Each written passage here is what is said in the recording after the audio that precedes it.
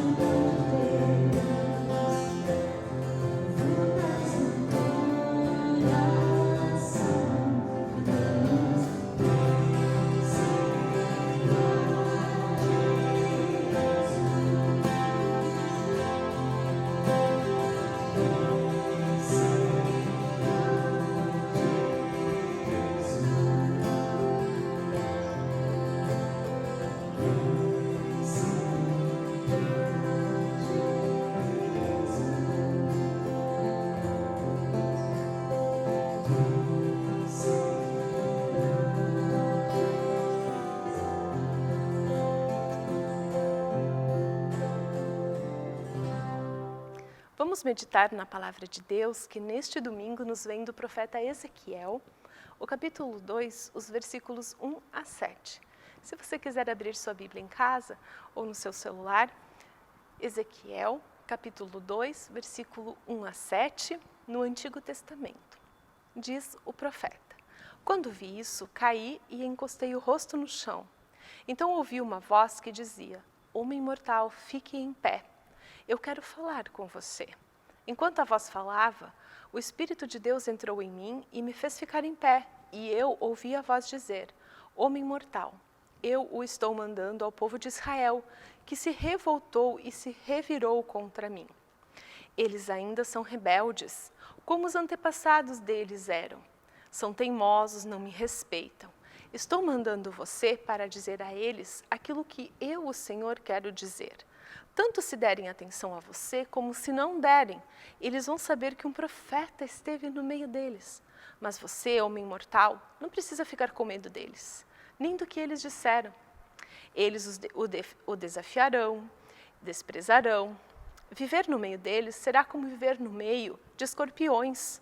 Mesmo assim, não tenha medo daqueles rebeldes nem de qualquer coisa que lhe disserem. Diga-lhes tudo o que eu mandar, quer eles deem atenção ou não. Lembre que eles são teimosos. Até aqui, a palavra do Senhor dita através do profeta Ezequiel. Esta palavra, ela é uma grande lâmpada para os nossos pés. Ela é uma luz para a nossa caminhada de fé. Amém. Desejo que a graça, o amor de Deus e a comunhão no Espírito Santo estejam com todos e todas nós. Amém. Ezequiel é um livro que recebe esse nome por Lutero. Lutero é quem batiza Ezequiel, porque antes ele era chamado de Ezequiel. E significa Deus fortalece. Ezequiel era o filho de um sacerdote chamado Buzi. E foi sacerdote porque seu pai também o era. Era casado e sua esposa era conhecida como o desejo dos seus olhos. Ezequiel profetizou a partir de 597 a.C., quando o povo de Deus se encontrava cativo no exílio na Babilônia sob o poder de Nabucodonosor. O exílio era uma espécie de um campo de concentração de judeus que eram escravos, deportados e obrigados a trabalhar para os babilônios. Eles estavam criando um sistema de irrigação na Babilônia e então os judeus trabalhavam lá. Nabucodonosor, ele concedia alguns agrados ao povo, o que lhes dava o sentimento de que a escravidão era boa, que o exílio era bom, mas mantinha uma mão muito firme de dominação. Devemos ter em mente que estar no exílio, para os judeus, era o mesmo que estar sem Deus, porque para eles Deus estava no templo, no Reino do Sul, em Jerusalém. A vocação de Ezequiel acontece 5 anos após a deportação, onde Deus chama Ezequiel para pronunciar fortes palavras, fortes ameaças ao povo sem um tom de esperança. Por isso, Ezequiel é um livro marcado pelo nomismo, um apelo muito grande às leis, às regras, sem questioná-las. A vida de Ezequiel foi marcada por duros golpes. Pouco depois da sua vocação, ele foi acometido por uma doença grave de paralisia. Ele somente ficou curado poucos anos depois. Isso fez com que Ezequiel revisse muitas coisas em sua vida. Ele acentuou muito na sua vida a questão da comunhão com Deus, a penitência e uma coisa muito importante, a dependência da criatura do seu Criador. Ezequiel percebe aqui um Deus onipotente. E isso tudo, essa experiência de fé pessoal é que vai marcar todo o discurso e toda a prática do profeta. O texto que compartilhamos inicia dizendo: quando vi isso. Ezequiel, mas o que Ezequiel viu? Quando vi isso, caí com o rosto no chão. Mas o que Ezequiel viu? Para buscarmos a resposta para essa pergunta, precisamos ler o capítulo 1. Moisés viu raios que saíam de uma nuvem de tempestade. Na nuvem tinha 4 animais, com forma de pessoa, de gente. Esses animais enxergavam por todos os lados. Lembra muito o olho de Deus, que tudo vê, que nós temos aqui nos nossos vitrais. Nesse momento vocês não conseguem olhar, mas esse monstro, né, esses 4 animais que olham por todos os lados, lembram muito, nos remetem ao olho de Deus que tudo vê. Saíam relâmpagos, fogos, e ele estava sentado num trono de safira, e a luz tinha todas as cores do arco-íris, e Ezequiel conclui que é a glória do Senhor, é a onipotência de Deus. Então, enquanto Ezequiel viu tudo isso, ele caiu com o rosto no chão. Diante da majestade de Deus, ele somente pôde pensar no que diz o salmista: quem é o ser humano para que tu, ó Deus, te lembre dele e te ocupes com ele? Ezequiel então ouviu a voz do Senhor, que o chamou de filho do homem, e pediu que ele se colocasse em pé. Ouvir a voz de Deus é a marca desse profeta. O povo de Deus estava acostumado na Babilônia a uma certa liberdade. O profeta, então, foi aquele chamado por Deus que aproximou o povo de Deus.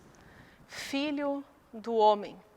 Assim, Deus chama Ezequiel para diferenciar quem é o Todo-Poderoso e quem é aquele que precisa da ação desse poder.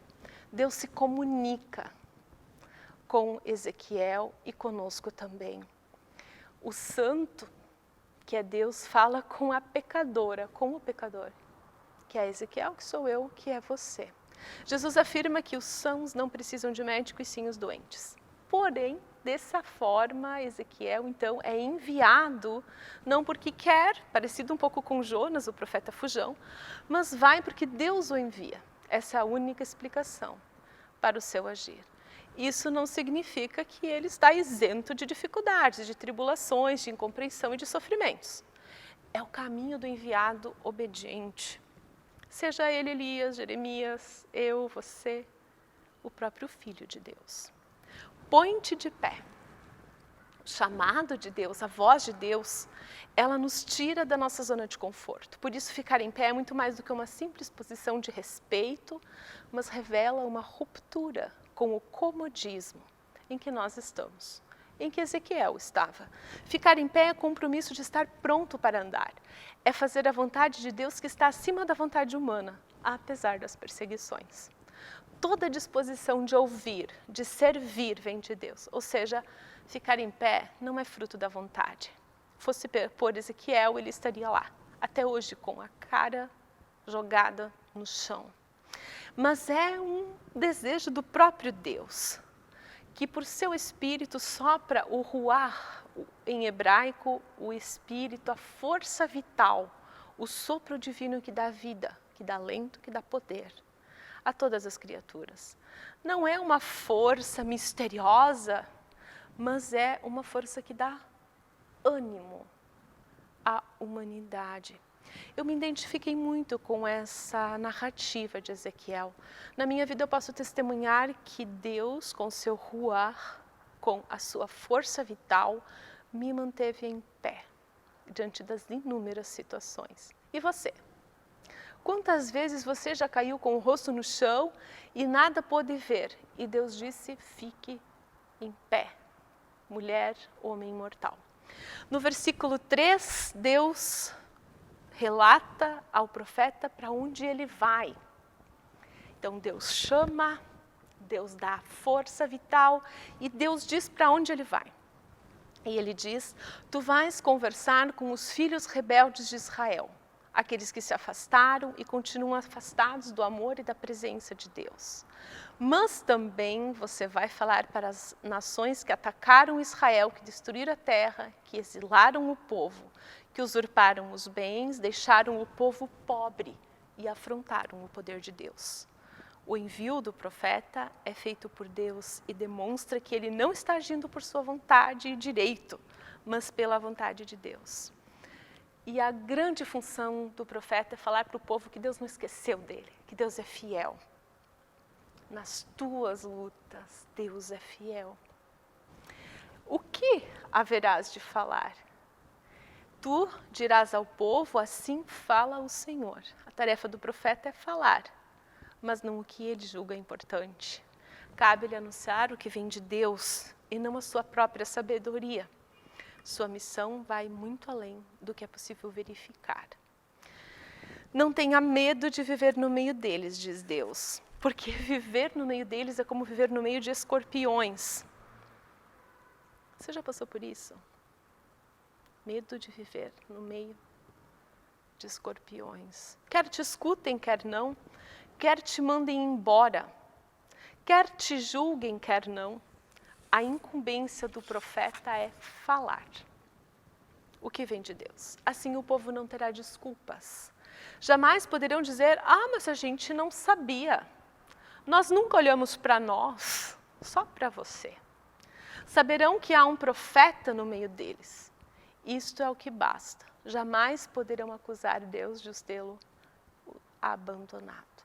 Mas cuide, diz Deus. Novamente adverte o profeta. Eles são teimosos. Cuide o que você vai fazer lá. O versículo 4 revela a rejeição do povo, a indiferença. Em meio aos contraditores, aos espinhos, aos escorpiões, Ezequiel há de se manter firme. Como não ter medo? Se ao menos Deus lhe garantisse uma proteção exclusiva. Como gostaríamos disso, né?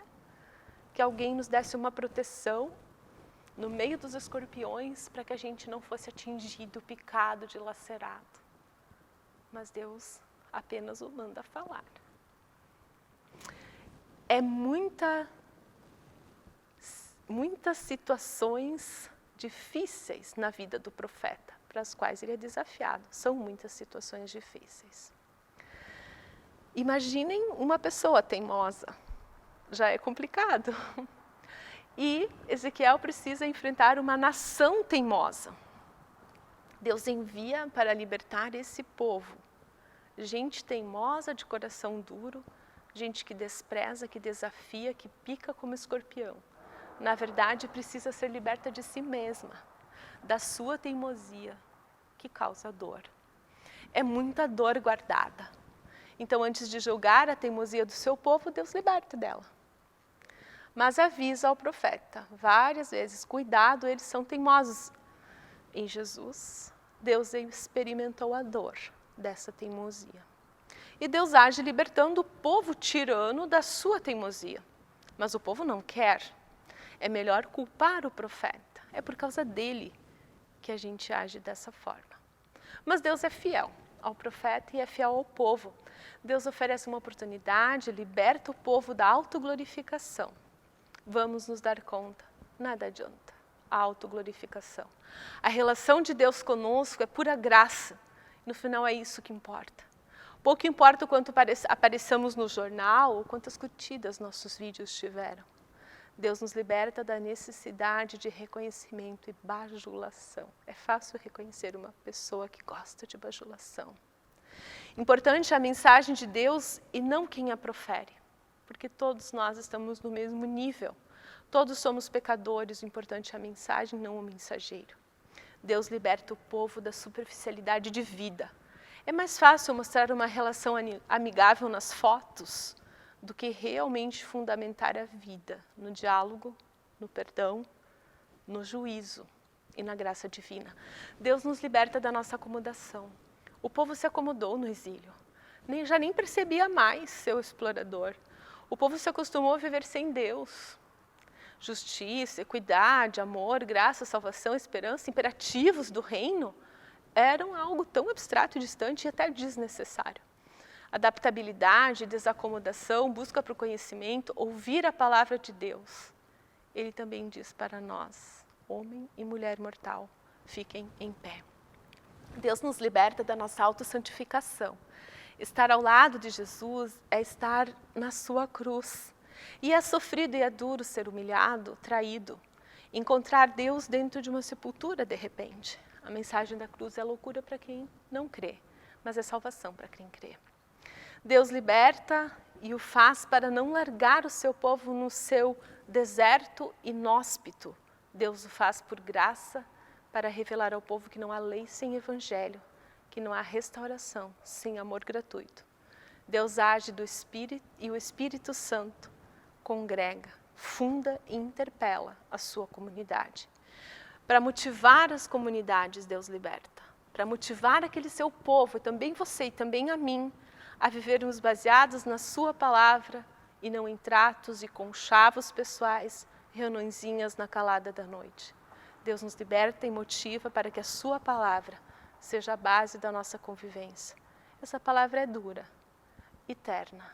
Deus nos liberta para nos curar da nossa própria teimosia. Que assim seja. Amém.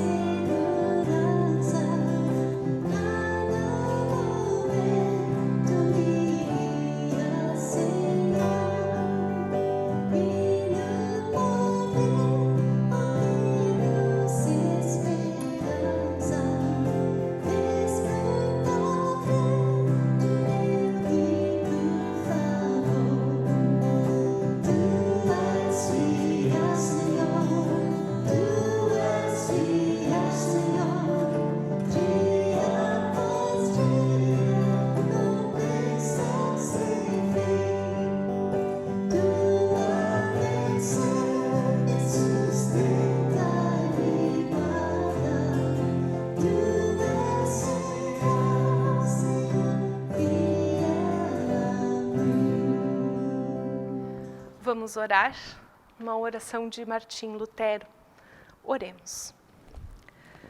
Amado Deus, Tu és um Deus maravilhoso e cheio de amor. Tu nos governas maravilhosa e amigavelmente.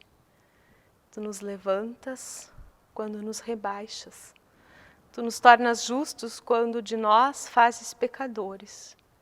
Tu nos levas ao céu quando nos atiras no inferno. Tu nos dás a vitória quando permites que sejamos vencidos. Tu nos consolas quando nos deixas enlutados. Tu nos fazes alegres quando nos deixas gritar e chorar. Tu nos tornas sábios quando de nós fazes tolos. Tu nos tornas ricos quando nos envias à pobreza. Tu de nós fazes senhores quando nos deixas servir. Amado Deus, Tu que és o Alfa e o Ômega, começo e o fim. Abençoe esta comunidade reunida em oração. Aqueça a vida neste inverno. Abençoe essa comunidade para que também possa agradecer com gestos concretos de doação. Amado Deus, Tu que és onipotente, abriga em Teu poder a nossa existência, põe-nos em pé. Quando o nosso rosto apenas consegue perceber a terra, Tu, que és onipresente, esteja conosco no meio dos escorpiões, dos teimosos, das situações que nos trazem medo e angústia. Tu que és onisciente, em Tuas mãos entregamos a nossa história e a história de muitas pessoas que estão hospitalizadas, doentes e que não têm a esperança. Tu sabes da história delas e Tu sabes que também a Tua vontade é plena e boa. Em Tuas mãos nós entregamos esta celebração, nossos sentimentos mais nobres e aqueles sentimentos que corroem o nosso coração na oração que Jesus ensinou. Pai nosso que estás nos céus, santificado seja o Teu nome, venha o Teu reino. Seja feita a Tua vontade, assim na terra como no céu. O pão nosso de cada dia nos dá hoje. E perdoa as nossas dívidas, assim como nós também perdoamos aos nossos devedores. E não nos deixes cair em tentação, mas livra-nos do mal, pois Teu é o reino, o poder e a glória para sempre. Amém. Vamos receber a bênção de Deus?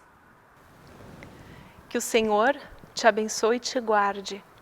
Que o Senhor resplandeça o rosto sobre ti e tenha misericórdia de ti. Que o Senhor sobre ti levante o seu rosto, que Ele te dê a sua paz. Em nome do Pai, do Filho e do Espírito Santo. Amém. Fiquemos na paz do Senhor e que Ele nos liberte daquilo que Ele julgar importante e necessário libertar. Homem e mulher mortal, fique em pé, afirma o Senhor. Um abençoado domingo a todos e todas.